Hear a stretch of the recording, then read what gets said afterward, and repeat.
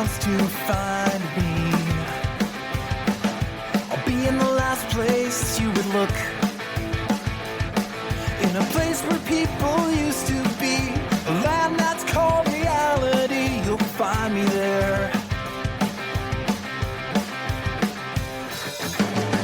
I won't be catching up on Reddit. I won't be watching any news. I'll let the planet spin without me, 'cause everything has been without me sometime. And everyone will be alright if I'm not live by satellite. It's a beautiful day, I'm running away. Don't bother to Facebook message or call me. Well, hello everybody, and welcome to another episode of the Film Box Podcast. I'm your host, Aaron Souza, and I'm joined by my wonderful co-hosts today. Connor, again. And Sam. Yeah, we got Sam this time for another review. So, we've got our second review in the month here. We're going on the teen movie theme.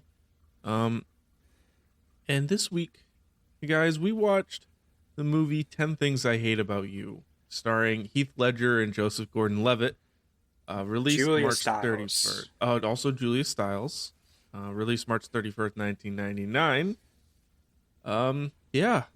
So this kind of whole new format that we're rolling with. We're rolling with a movie a week that leads up to a special sort of episode at the end of the month where we put some of the best of the genre that we choose up against each other in a bracket challenge. And this is now our movie from the 90s, 10 Things I Hate About You. Yeah, this was I'm not going to take 100% credit, but you know, this is my doing. I wanted us to talk about this movie. Yeah. I had never seen. How many of you guys did either of you? I mean, Connor, I know you've seen it before. Sam, had you seen it before? I have not seen it before. I hadn't either. So this was my first viewing for this movie. I gotta say it was actually pretty good, pretty solid. Connor can pick them. Yeah, once in a while. Later on, we will find out that's not the case. But... Yeah, because he did pick another one that was not too good. But we will get there when we get there. Yeah. So the way that this is going to work, we're going to talk a little bit about the production of this movie, and I got some notes here to talk about.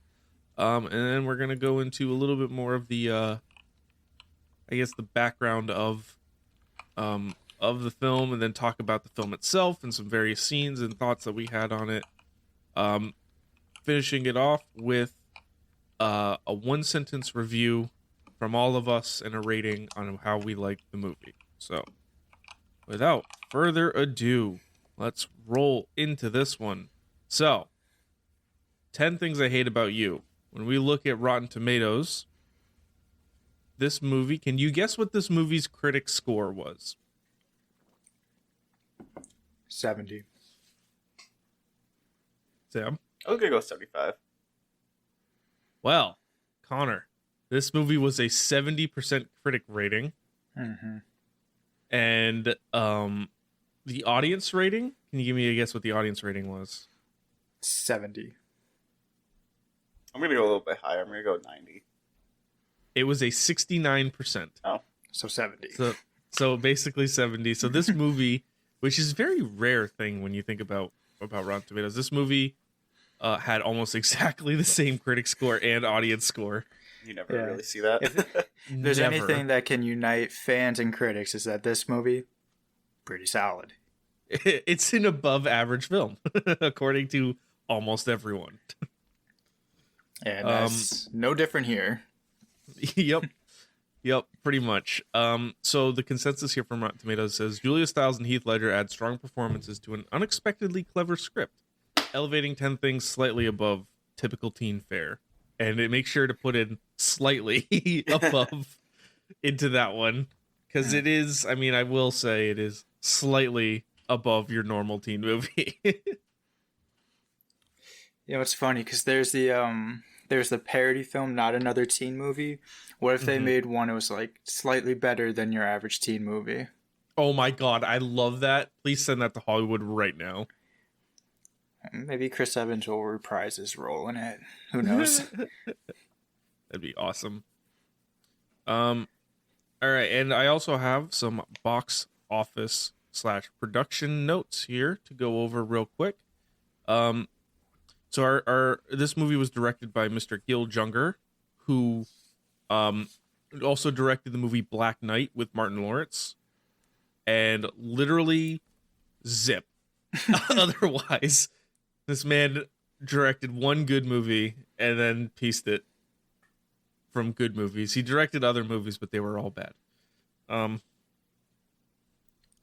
This movie was produced by a man by the name of Andrew Lazar, who was also the producer for American Sniper, Get Smart with Steve Carell, and the Cats and Dogs movie series, which had 3 movies somehow. And also written by Karen McCullough and Kristen Smith, who were also the writers behind Legally Blonde and not much else. So a lot of one-timers behind this movie, and somehow they made it work. I think what helps is this cast is not a bunch of one-timers. Yeah. You could say that this movie may or may not have launched a handful of careers. 1 or 2. You know. Being generous.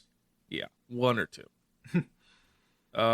So with a budget of around 30 million, this movie grossed 53 million worldwide. So it was a success, almost doubled their money. Good for them. Pretty solid from 10 Things I Hate About You. Also, this movie was based on the Shakespeare play The Taming of the Shrew, and I mean, you can see it's all right. I just want to talk about this off the top because there were times in this movie where like you could tell that they were pulling the direct lines from the play, from Shakespeare's play, and it worked somehow. I don't know how. I mean, I'm no poet, so I really wasn't able to pick that out. But even like kind of like the premise feels Shakespearean in a way. Like there was a moment in when they were in the cafeteria where it was it was Patrick and who was Joseph Gordon-Levitt and God, what's his name now? David Krumholtz. Yes, Michael. Yes, Yeah. yes, and they were all talking, and you could hear a very like David Krumholtz had a very obviously Shakespearean line, and Heath Ledger as Patrick just turns to him and says, "Don't say shit like that to me." He's like, we're in public. You can't be saying stuff like that. Oh yeah. And then and then Joseph Gordon-Levitt says another Shakespearean line, and Krumholtz and Ledger just walks away, and Krumholtz looks at him and is like, "Don't say shit like that to him." You can't say that to him. It's like, dude, it's so good. Like, it brings you into that moment of like, yes, this is still a Shakespearean play, but it's its own thing, you know? Yeah, and there's something I wanted to bring up maybe even a bit later, but I like this movie was actually really funny too. Not like in the way, because it didn't really tell jokes, but it was just like playing off the awkwardness of high school again, kind of like with Fast Times. We talked about like the awkward situations, but here it was just very like, it was funny to see them like say all these like kind of grandiose things, but it's like you're in high school, like you don't know anything. Exactly. And so where Fast Times was more like a campy. Well, it was more like awkwardness in social situations. This was like awkward in high school situations. Yeah. Which I thought was an interesting contrast. Yeah, because there's a scene where the English teacher, I forgot his name, Mr. Morgan, Mr. Morgan. Oh, I wish I had a teacher like Mr. Morgan. Oh yeah, he was. Oh my god, he he's was so funny. So funny. He honestly stole the show every time he was on screen. Yeah. I don't want to sidetrack myself, but when he was telling Joey, he's like the D-bag character of this, like, one day you're going to get bitch slapped, and I'm not going to do anything to stop it. That got a chuckle out of me. Oh, yeah, I have a whole list of one-liners that I thought were really funny. But the thing I wanted to talk about was, like, Julia Stiles' character, Kat. She was going off on, like, this tangent about, like, the patriarchy and all this stuff. And he's just like, thank you, you know. As like a privileged white girl, I appreciate you, like, talking about the hardships and years of struggle you've had to go through. Meanwhile, I can't even get, like, a black author to talk about. Yeah. Yeah, so before we dive deep into this film, I just got a couple of reviews to read from Rotten Tomatoes, some of our great critic reviews here. So I'll start with a positive review here. Let me just grab it. So this one is by Stephen Dalton from The Times in the UK. It says a witty reworking of Shakespeare's The Taming of the Shrew in the form of a modern-day screwball teen comedy. Gil Junger's 10 Things I Hate About You actually owes very little to the original beyond basic plot points and a handful of names, which didn't realize that the names were carried over until just this moment.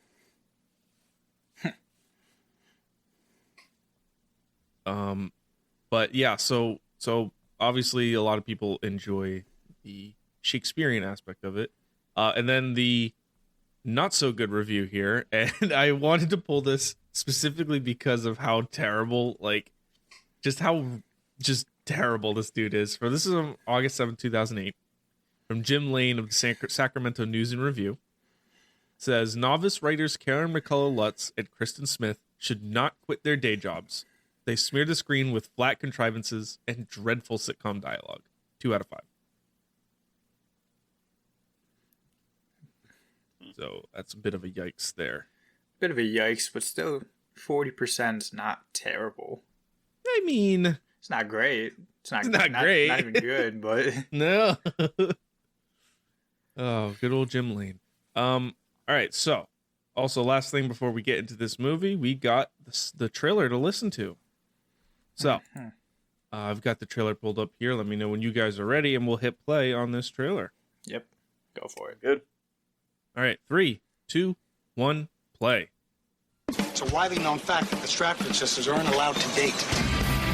For every girl who's ever hoped. Daddy, as you know, it's the prom. Every guy who's ever tried. You never give up, do you? Was that a yes? No! And anyone You're concentrating awfully hard considering it's gym class. who's ever been taken completely by surprise. You're not as vile as I thought you were. 10 Things I Hate About You. Which one do you like better? Rated PG-13. Starts March 31st. Very short trailer, but I mean, I don't know, it worked for me. you don't need like a 2-minute trailer when I mean, I feel like a problem with trailers now is they show too much. Yeah. You get some of your jokes off, you give the gist, and you just get out. Yeah, no, I mean, it was one of those things, like, it didn't even show the best parts of the film. Like, even just, like, the funny bits. Like, they had funny bits that they could have pulled into that trailer to really sell it, and they didn't do that, which I appreciate. Me too. All right, so are you guys ready to dive into this movie? Of course. Hell yeah. All right. So, 10 Things I Hate About You. We opened this movie with a shot that establishes our female lead, which is not usual. And I love how they come in on the shot, and it's the shot of the two, like, preppy girls in the car. Mm-hmm. And then it's like, oh, this is our leads. Okay, cool. And then it cuts over to Julia Stiles in just this, like, dark car with Joan Jett playing. It's just like, oh, that's our lead. Okay. Never mind. Never mind. I thought that was really funny. Yeah, I think it's a good way to introduce a character. And yep. I will say everyone kind of has like their character traits that that's how you just identify them as. Exactly. That's how you just set it up.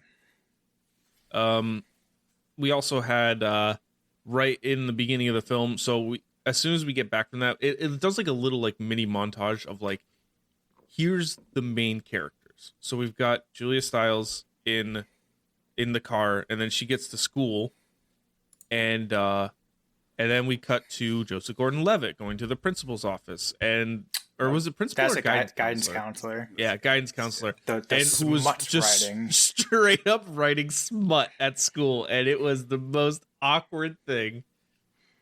But at least they played it well, because I feel like a lot of times you see that's like, oh, I don't want anyone to know this. But this lady is like, what's like another word for engorged? Oh God, yeah. That was very strange to me. Yeah. And then as Joseph Gordon-Levitt is leaving, we get Heath Ledger's Patrick coming into the guidance room as well. So now we've been introduced to all of them, or almost all of them. Mm-hmm. Do you remember where Bianca? Yeah, where Bianca was introduced? So after Joseph Gordon-Levitt leaves the guidance counselor, he meets David Krumholtz, who is Michael, gives him like the tour around this castle of a school. Yeah, it's huge. It's ridiculous, and I think it plays into just how absurd everything is. But as he's giving him the tour, he's like introducing him to all the cliques on this campus. You have like your coffee heads, I don't even know I forgot how he described them, but they're like the white people who thought they were Jamaican. Yeah, oh God, how did he describe it? It was the white Rastas. Yes, the white Rastas. And then I think there's a couple other groups, and then he's like, and that is Bianca Stratford, top tier. Oh yes, and it's funny because she's like talking to her friend Chastity, hilarious name first off, but you think they're having like a deep conversation between like the difference between like and love, and then she's like, because you see, I like my Skechers, but I love my Prada bag, and Chastity's like, but I love my Skechers, and she's like, because you don't have a Prada bag. Yeah.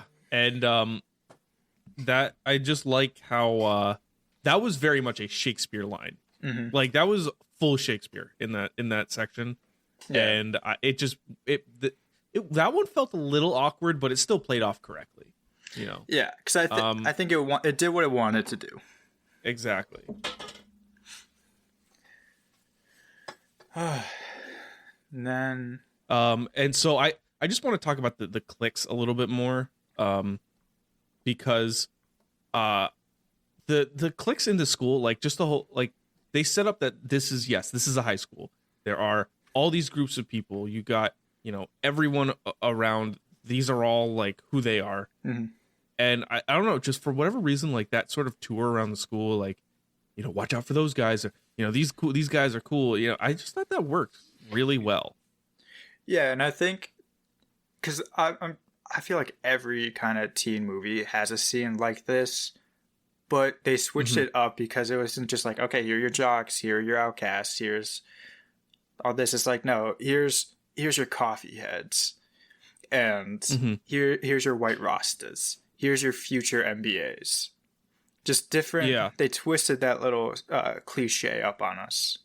Yep. Which I appreciate. And he told us, like, David Krumholtz's character, while he was naming off all these cliques, was also saying, like, those guys are pretentious. They don't know what they actually want. Like, so it's like all these people that like are identifying their whole life around this sort of thing, but at the same time, it's like that wink to the audience, like these guys don't actually know what they're gonna be.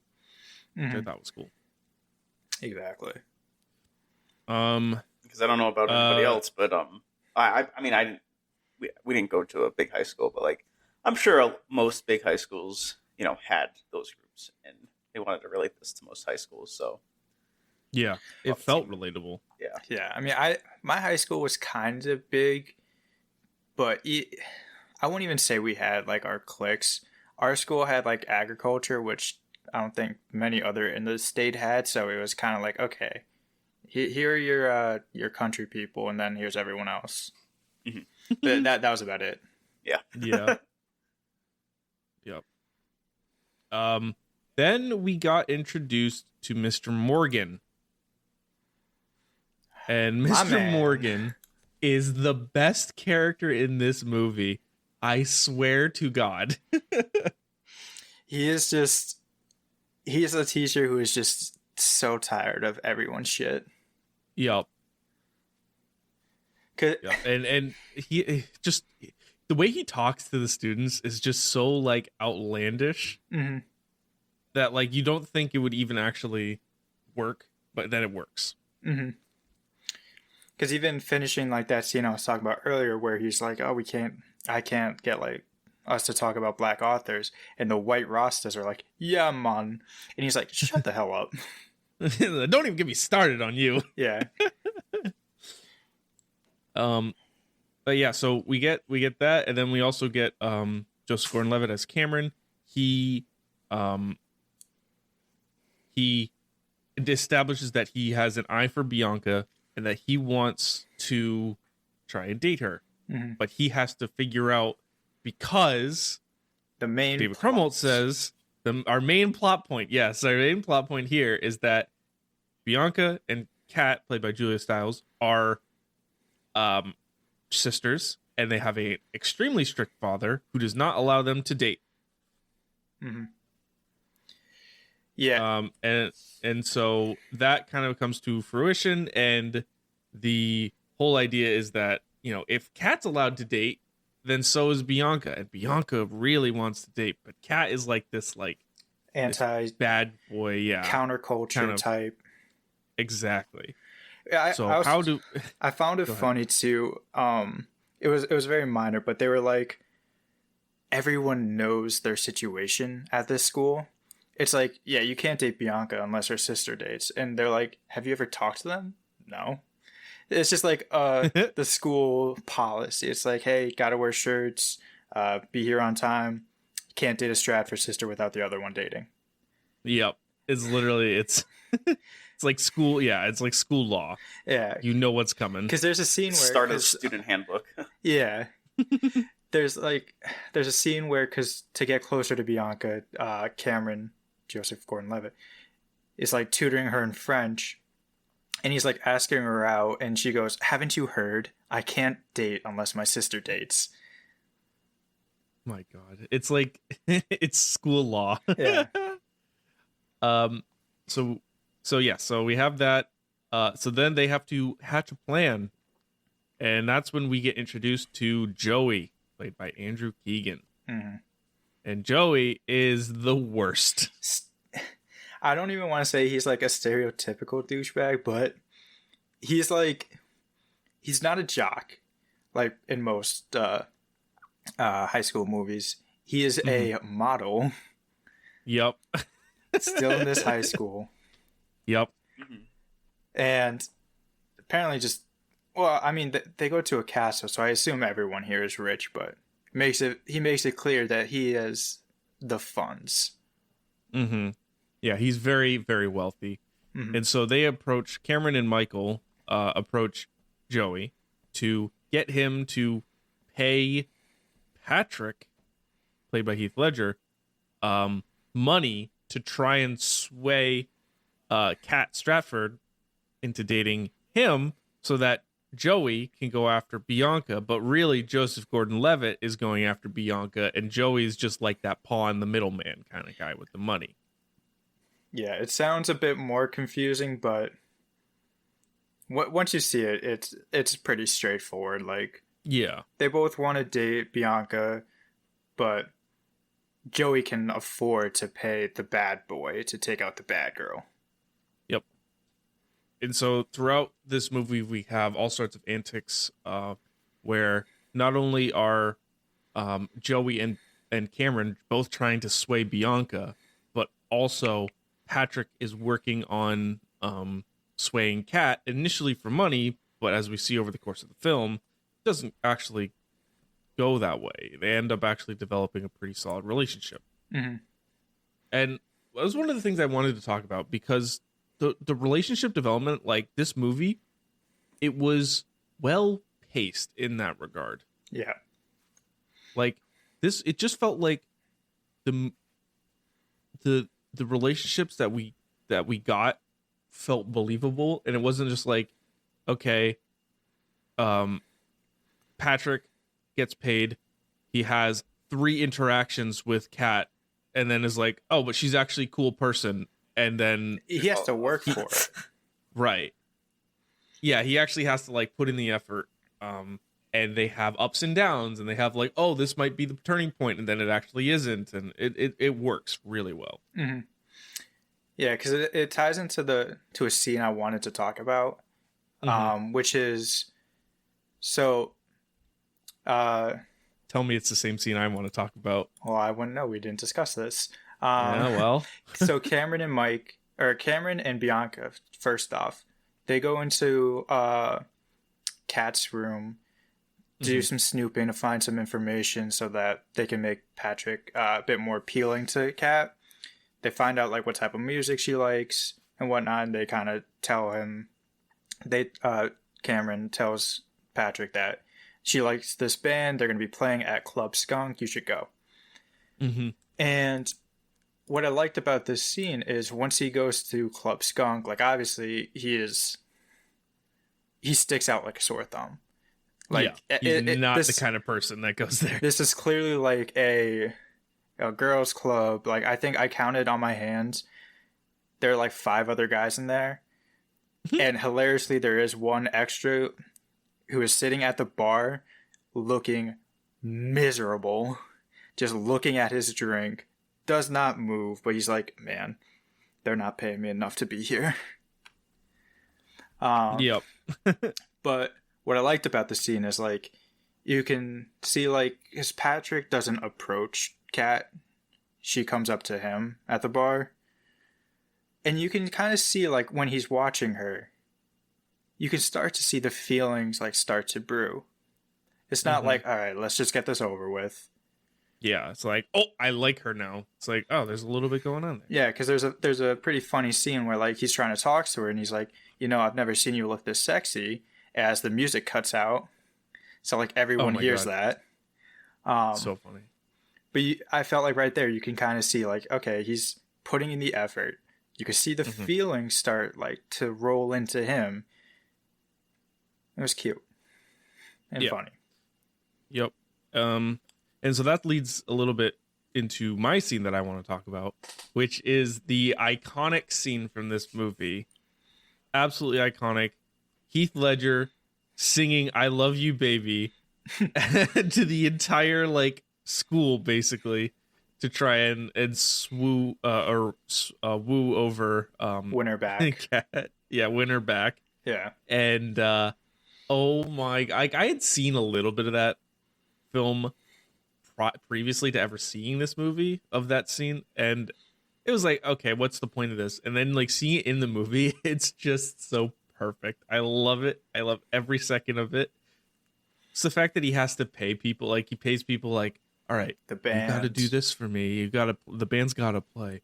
And then, I got to be able to get into the booth to start using the microphone. And then just the way he comes out of the microphone, out of the broadcast booth at the stadium and just starts like dancing and singing while the band is playing. And it's just the most embarrassing and cringy moment, but works so well. I just love it. Yeah. I love that scene too. I especially love like once the police or the security. Yeah, I was gonna say the security guards. It's just they come out and they're trying to get him away, and he keeps breaking free. Yep. The one keeps scene singing. The one scene I found hilarious was as he's just toying with them because obviously he's younger, he can move a lot faster. He goes up behind like the bigger ones and just spanks him once, and just keeps running. And then in the wide shot where it's like, okay, they got him, you can just see that cop just like wallow away the other way. He's like, oh man, he got me. It's like, damn. Oh man, in front of everyone. How embarrassing. Yeah. Yeah, so I also have a so the movie progresses. We've got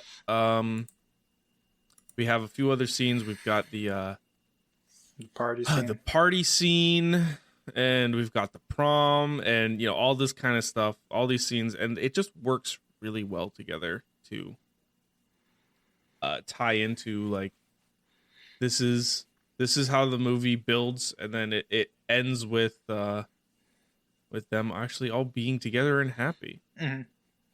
And there's like a lot of like I would say B themes going on top or below the main romance plots that I kind of appreciated, like the home drama, I would say, with the Stratfords, with Bianca, Kat, and their dad. So basically, like, their mom left. The dad's been strict ever since, or maybe he was always strict and whatnot, but you can see, like, there was a scene where Kat and Bianca had, like, a nice little sit down where she was like, hey, listen, like, I dated Joey for, like, a little bit. We did some things that I didn't like, and that's why, like, I hate him this much. Mm-hmm. And you can kind of start to piece together why each character is the way that they are. Yep. Because it really felt like, okay, Kat's like, I wouldn't say acting out because of their mom leaving, but it was more like someone has to like fill in for like the strong female role in this family, and she kind of took that over. She's even though she is kind of destructive, as we learn, she crushed a dude's nuts, she destroyed Joey's car. Yeah, a little bit. But it was a good moment where you can kind of dive deeper into like why the family is why it is, why the dad's so protective over them and doesn't want to see them like leave the nest. Right. And this movie also like really went into I thought really well how much high school rumors can affect people. Mm-hmm. Like the whole thing about like the scene where Kat and Patrick are walking at their house and they're talking about like all the fake rumors that were made about each other, and how like Patrick didn't actually go to prison. He was just away for a year. He was in Milwaukee with his grandpa. Right, with his grandfather, and all this stuff, and it's like, it was kind of it was good. It worked. Mm-hmm. It worked for me. Like that whole like, these characters are human. They're not like, Patrick's not really a bad boy, but he gets shaped out of what people think of him.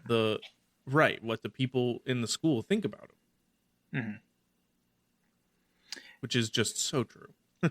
And that was another thing I wanted to touch on, like, because like I brought it up earlier, how like everyone has like their defining character trait, and like as you kind of keep moving on into the story, it's like, okay, these people realize like I don't have to be this uptight, hates everyone type of person. I can have depth, which I like to see that growth throughout the story. Like they don't stay just mean, bitter people or just vapid people. They grow, they get more well-rounded, and you could root for them to have like that happy ending. Yep. Yeah. So this movie ends with all of the characters reconciling after their various fights, and I thought was a really smart move. Kat, for an assignment for Mr. Morgan's classroom, reads aloud a poem titled 10 Things I Hate About You, which is definitely directed towards Patrick, but it was actually the assignment was to write their own version of William Shakespeare's Sonnet 141. So it's like that really neat like turning of like, all right, here's an extremely famous sonnet, change it up, and then that's how you get this movie's title, and like it's just, it works. It's so smart for me. Yeah.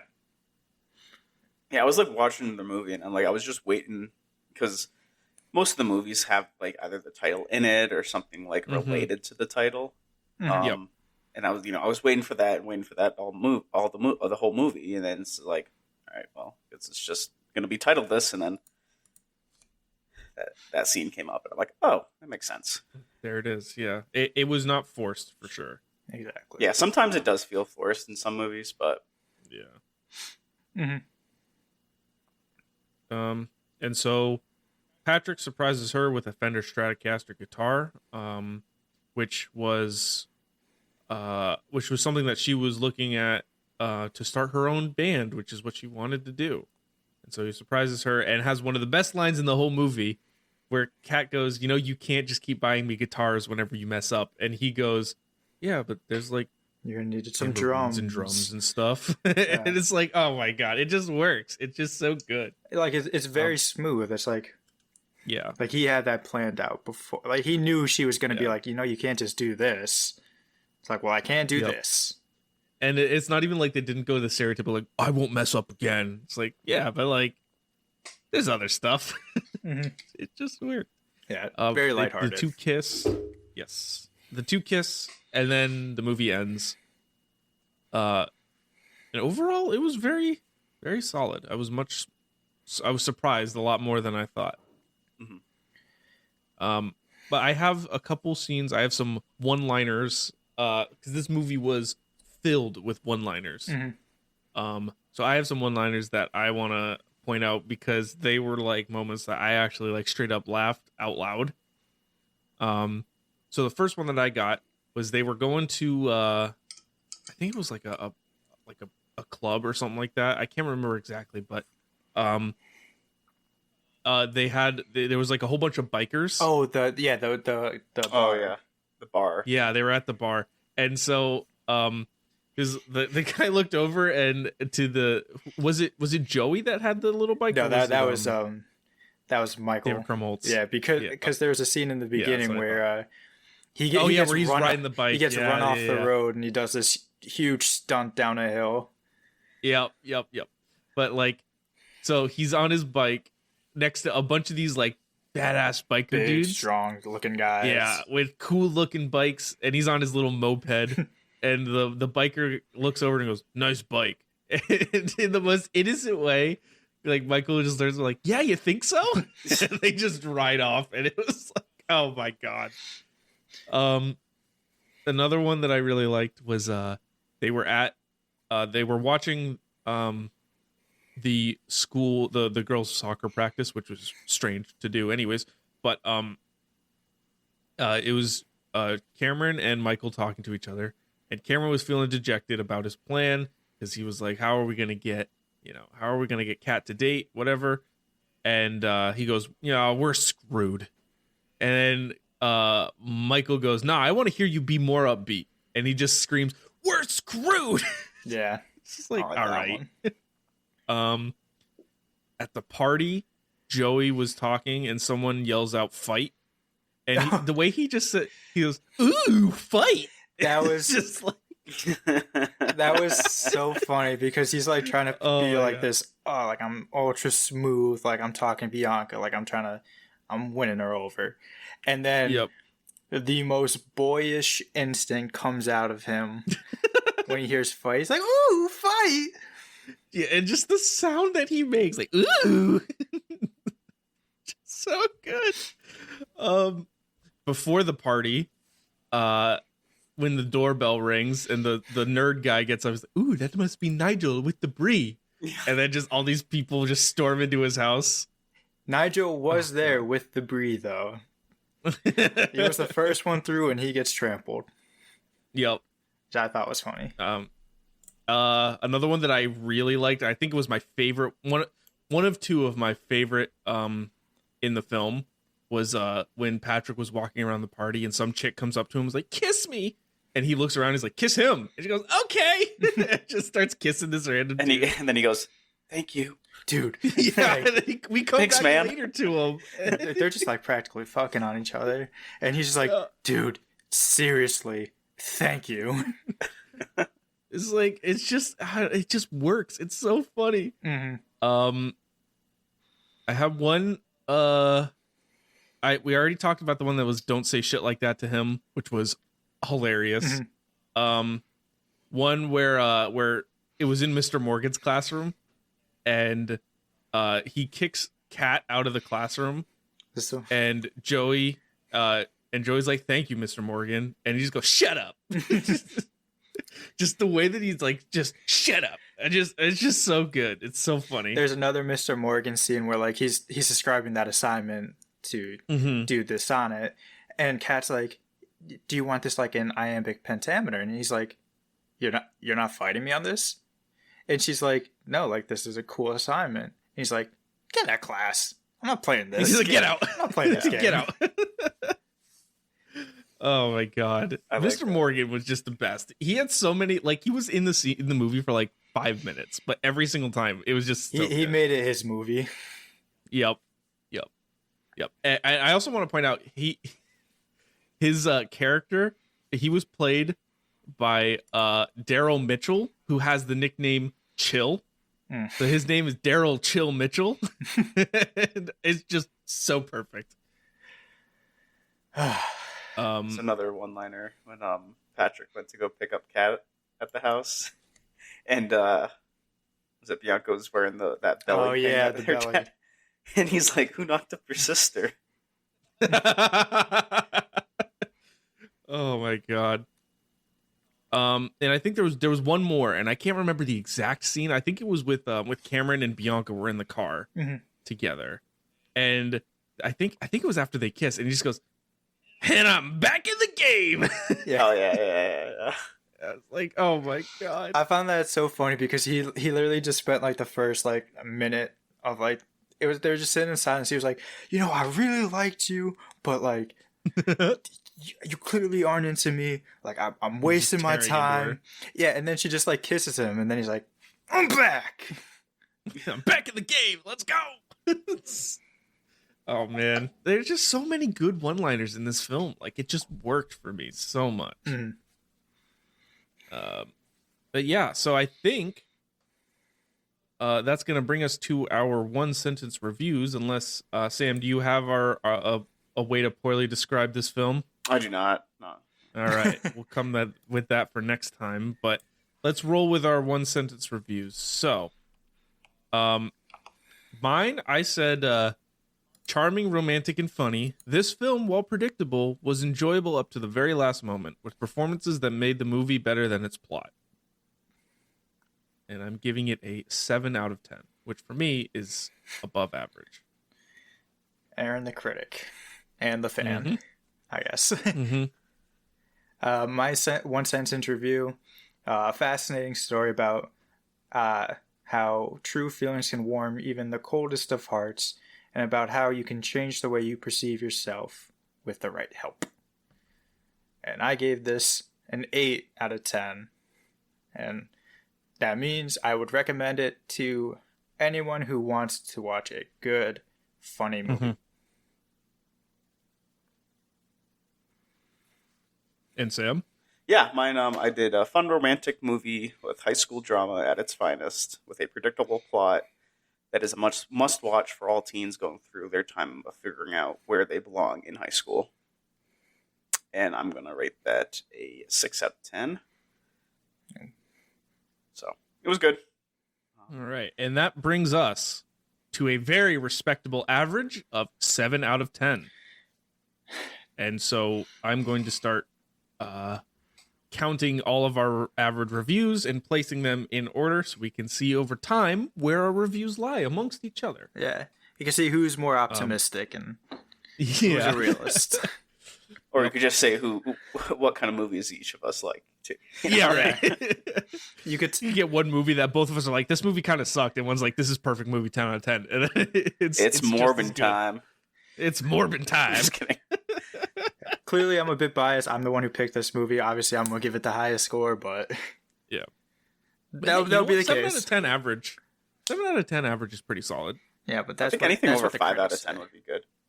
Yeah, for me, for my scale, like I know a lot of people are like, 6 out of 10 is kind of a shitty movie, but like for me, if you get a 5 out of 10, like it is average. Like that is the average movie, and anything above that is above average, and then anything below that is below average. So that's how I usually like to scale my movies, anyways. Yeah, I talked about mine. It's just would I recommend this or not, essentially. Yeah. Yep. But yeah, so I think that's just gonna be about it for our 10 Things I Hate About You review. So before we let you go, I just want to plug a few things. So we've got if you like this episode, just feel free to subscribe and leave us a review on your favorite podcast platform. Tell your friends about it. We really, we try hard on this. It takes a lot of work, and we do it all for free. So, just any sort of support, any sort of like feedback, it means a lot to us. You can listen, you can see more of our content, and especially our other movie and film industry opinions over on our social pages, which will be linked in the show notes. You can shop our merch store, which we have a merch store. That'll also be in the podcast notes. I also want to thank Josh Woodward for our theme music. It's always amazing. And I'm going to be linking all of our Letterboxd accounts in the show notes as well, so you can get an idea of what we listen to, what we watch, what we like, and also other stuff. We got to watch movies for these things, and not every movie that we talk about at the end of the month is going to be in as a deep dive review. So you can keep track on the movies that we watch throughout the month, and see our thoughts on them, and follow us along. So, those will be linked in the description, and I think that just about does it. So, without further ado, thank you very much for listening to this episode of the Film Box Podcast. My name is Aaron Souza. I'm Connor. I'm Sam. And we'll see you next time on the Film Box. It's a beautiful day, I'm running away. Don't bother to Facebook message or call me, 'cause I'm living life in airplane mode and everything is okay. I just want to play, unplug for the day and live in the moment, 'cause I'm living life in airplane mode, yeah.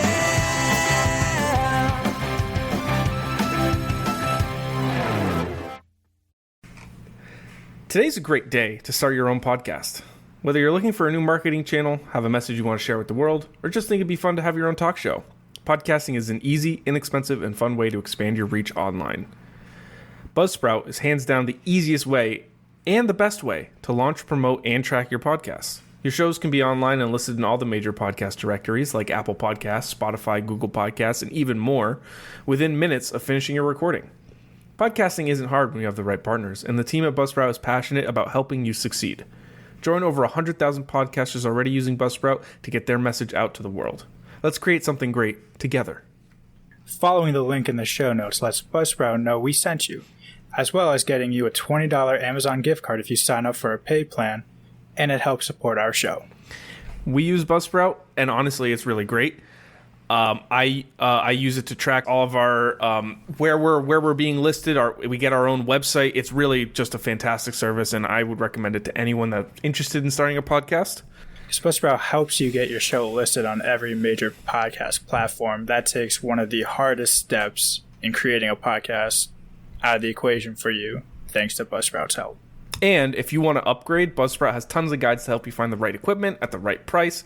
Plus, it helps you navigate how to do things, how to market your show, how to make money off your show, how to do all sorts of stuff. It's all right there for you to use. Honestly, it's not hard when you have the right partners, and Buzzsprout is absolutely one of the best partners you can have out there. They care about you. They're passionate about helping you succeed with your show.